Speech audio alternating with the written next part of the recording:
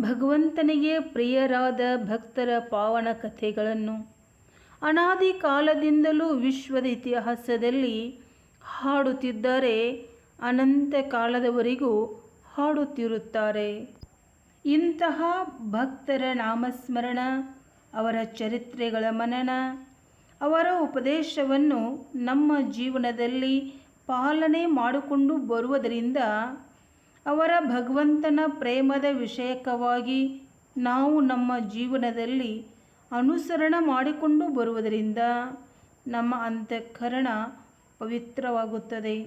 ಭಗವಂತನ ಭಕ್ತರ ಕಥೆಯು ಯಾವಾಗಲೂ ನಿತ್ಯ ನೂತನ, ಮಂಗಲಮಯ, ಕಲ್ಯಾಣಮಯ, ಯಾವಾಗಲೂ ಸೇವನೀಯವಾಗಿವೆ, ನಮಗೆ ಪರಮ ಶಾಂತಿಯನ್ನುಂಟು ಮಾಡುತ್ತವೆ. ಆದ್ದರಿಂದ ಭಕ್ತರ ಕಥೆಗಳನ್ನು ಭಕ್ತಿಯಿಂದ